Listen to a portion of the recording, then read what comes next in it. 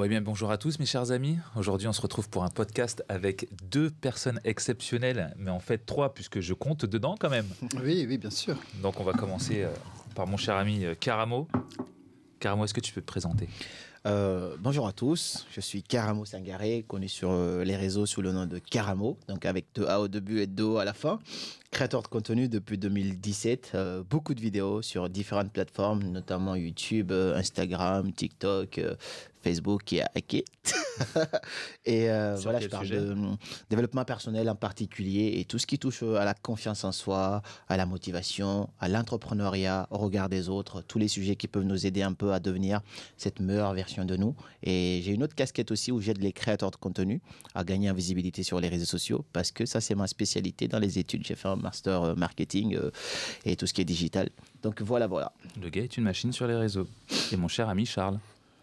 Ben, merci Tony de nous accueillir dans ce podcast. Non, alors en vrai, pour ceux et celles qui regardent ce podcast, nous avons fait ce podcast à 3 et nous faisons ce podcast à 3. C'est juste que je suis en bout de table et qu'ils m'ont dit t'animes. C'est toi qui anime. Donc je fais genre l'animateur, mais vas-y. Donc Charles Love Coach, donc sur les réseaux depuis 7 ans. Ma spécialité à la base c'était le fitness et puis je me suis aperçu que les femmes avaient plus besoin d'être plus confiantes pour avoir une vie plus épanouie. Donc, je me suis lancé dans le développement personnel. Ça a un peu dérivé dans le love coaching. Donc, voilà, on aide les femmes à comprendre les hommes, à avoir de belles relations, à être plus épanouies, à se retrouver et être alignées avec elles-mêmes. Ouais. Ok. C'est le but de tous ces réseaux. Magnifique. C'est un plaisir d'être à la même table que Charles et Tony Jazz. Et puis moi-même, Tony Jazz, moi je fais du contenu depuis à peu près 3 ans parce que je m'ennuyais pendant le Covid. Et je fais du contenu sur tout ce qui est entrepreneuriat, investissement. Bon, l'idée c'est, comme Charles m'a très bien soufflé ça à l'oreille il y a quelques temps, et c'est ce que vous voyez sur mes réseaux sociaux, investissez dans votre liberté. Tu sais que cette phrase, elle vient de toi ? Ah, ouais. Il m'a fait un petit coaching de 10 minutes sur mes réseaux. Il m'a mis 2 gifles et après, mes réseaux sont montés d'un coup. T'es trop fort. Le premier sujet, la base de la confiance en soi. Je vais ouvrir le bal. Pour moi, la priorité dans la confiance en soi... Alors, chaque coach aura une approche différente pour la confiance en soi. Bien sûr. Mais pour moi, c'est son langage intérieur. Okay. Comment je me parle, comment je me perçois. On passe notre temps à nous dévaliser. Dévaloriser. Dévaliser, c'est pas mal aussi. Hein. Je suis con, j'y arriverai pas, c'est pas possible, c'est pas pour moi. Et plus on se parle mal, plus notre confiance en soi diminue. Ok. Donc la priorité, ça va être apprendre à mieux se parler. Je suis une belle personne, je peux le faire, je crois en moi. Alors je sais que ça fait très bateau, mais comment voulez-vous être bien si on se parle mal constamment? Et c'est des choses qu'on fait inconsciemment. On oublie les clés. Ah bah je suis con, j'ai oublié les clés. Ah ben c'est pas fait pour moi, et sans compter l'entourage. Alors on en parlera après, mais déjà on a une société qui est assez toxique, les infos, les gens qui sont pas forcément toujours bienveillants. Si nous en plus de ça on se rajoute une pression à mal se parler, c'est pas possible. Donc la priorité, on apprend à s'aimer, on réalise qu'on est une belle personne, qu'on peut le faire, on a tous des défauts, tous un bagage, mais notre passé ne nous condamne pas. Ouais. On n'est pas notre passé et c'est à nous de construire notre futur. Donc ça passe par les petites expressions en mode « Ah, je suis con, ah, je suis bête, ah, pourquoi j'ai pas pensé à ça, je suis vraiment... » Ça fait des ravages. Ouais, faut éviter ce genre de trucs. Quoi. Et je sais que beaucoup de gens ont du mal avec cette notion d'affirmation positive. Alors ce que je leur dis toujours, imaginez, vous avez un enfant et vous lui dites toute la journée qu'il est con, qu'il est gros, qu'il est moche. Comment le gamin il va se sentir ? Ouais. Alors, tout le monde est d'accord, il va dire c'est horrible, faut pas faire ça, tu vas détruire le gamin. Donc on arrive à concevoir que se parler mal nous change, mais on n'arrive pas à concevoir que se parler bien peut nous changer. Ouais. Donc apprenons à mieux se parler. Qu'est-ce que tu dirais toi, Karamo ? Si quelqu'un te disait voilà, j'ai besoin d'augmenter un peu cette confiance en moi et on le voit, hein, le manque de confiance, moi j'ai envie de dire c'est presque un fléau dans nos sociétés parce qu'il y a des gens hyper talentueux. Quand tu leur dis « Ah, mais ouais, mais t'es trop fort, machin, machin. » Ah non, mais pas du tout. Il y a un gros manque de confiance en soi. Comment tu essaies de rebooster quelqu'un ? Je trouve très pertinent ce que mon ami Charles vient de dire par rapport au langage intérieur que l'on emploie. Et pour rajouter cela, il y a un truc qui dit que tu ne peux pas retrouver à l'extérieur ce que tu n'as pas d'abord construit à l'intérieur. Donc tout commence d'abord par le langage que l'on emploie d'abord à l'intérieur de nous. Mais moi, quand tu me demandes, j'ai accompagné plusieurs personnes sur la confiance en soi notamment, je commence d'abord par creuser en fait quelle est la cause en fait de ton manque de confiance en soi. C'est-à-dire que quand tu as une plaie, je ne vais pas commencer directement à guérir ta plaie sans savoir où est la plaie en soi et elle vient d'où. Donc je mets pas de pansement sans traiter d'abord la plaie. Donc je retourne un petit peu en arrière parce que pour moi la confiance en soi, on la perd. C'est-à-dire quand on est tous à zéro. Mais il y en a qui grandissent dans un environnement qui ne favorise pas cela, donc l'enfance, l'entourage, les parents, comme ce que tu dis, les gens qui te disent plusieurs choses, donc qui te dévalorisent, ainsi de suite. Et deuxièmement, ça peut être dû à un événement que tu vas subir. Donc l'événement, ça peut être une rupture amoureuse. C'est-à-dire que j'ai vécu dans une période de ma vie où j'étais très, très confiant. Et là, tu subis une rupture amoureuse, tu te reposes des questions à propos de toi-même. Tu te dis, si cette personne m'a quitté, c'est parce que je ne suis pas assez bien, je ne suis pas assez beau, je ne suis pas assez riche, je ne suis pas assez musclé. Tu te poses toutes ces questions et du coup, tu as une remise en question qui est incroyable et tu doutes de toi. Donc ça peut être une cause aussi du manque de confiance en soi.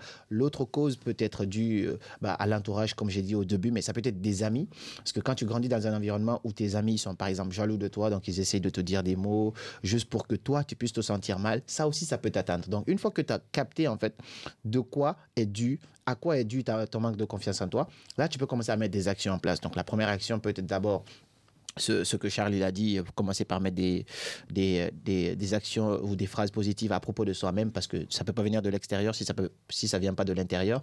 Si tu veux que les gens te traitent bien, il faut que toi d'abord tu commences par te traiter bien. Et deuxièmement, je pense qu'il y a une chose qui nous aide énormément aujourd'hui, c'est travailler son physique. Ok. C'est quand tu te remets au sport, ça fait une chose incroyable. J'ai vu des gens, j'ai accompagné des femmes en coaching qui étaient pas du tout confiantes parce que pour elles, quand elles se regardent dans le miroir, elles ne s'aiment pas. Pour elles, ça va pas.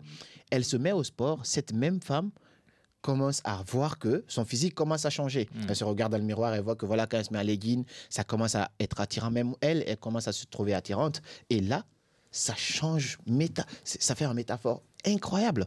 Cette femme qui n'osait pas se regarder, n'osait pas bien s'habiller, tu commences à voir qu'elle commence à prendre soin d'elle, à se maquiller, à sortir. Sa confiance quitte de 40 à plus de 80%. Donc pour moi, travailler son physique, ça aide énormément. Il y a plein d'autres trucs également qu'on peut mettre en place pour travailler sa confiance en soi, comme commencer une nouvelle activité dans laquelle on se sent un peu épanoui.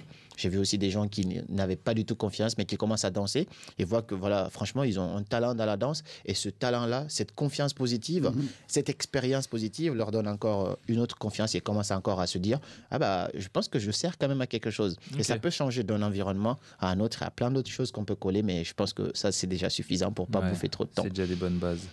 Moi, j'ai c'est pas mal parce que et c'est là où on voit qu'il y a 3 cerveaux différents avec 3 types d'habitudes de contenu différentes. Vous avez tous pensé à un truc, là, donc les 2 différents. Moi, j'ai un 3e type, on va dire, qui fonctionne comme ces 2-là. Et c'est hyper intéressant en termes de valeur parce que du coup, je pense que quelqu'un qui n'a pas confiance, il prend ça et fait OK, je vais tout prendre. Moi, ce que j'utilise quand je vois des personnes qui ont un manque de confiance en eux et que j'essaie de leur dire attends, essaye de faire ça et tu vas voir, ça va aller mieux. Et systématiquement, ça va mieux. C'est pas que ça marche une fois sur 2 ou une fois sur... Non, c'est systématique. Je leur dis, c'est les petites victoires. Un truc très simple. Alors, je vais exagérer le trait, mais tu te lèves le matin, par exemple, tu fais ton lit, il est nickel, petite victoire. Ah, je suis content de ce que j'ai fait. Et c'est un peu ce que tu disais finalement. La gratitude. Voilà. Tu te remercies, tu dis t'as bien fait, bravo. En fait, tu t'encourages d'une certaine manière.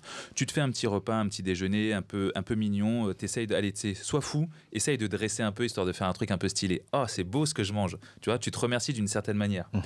Donc ça, c'est les premières choses, c'est faire plein de petites victoires et en fait, c'est ces petites victoires qui mènent vers un truc où t'es un peu plus, on va dire, heureux de ta journée ou heureux de ce que tu fais in fine. Et après, il y a une autre chose qui, pour moi, est, comment je pourrais dire ça, plus qu'essentielle, c'est qu'il faut essayer de trouver une sorte d'échappatoire. Tout à l'heure, il parlait de pansement.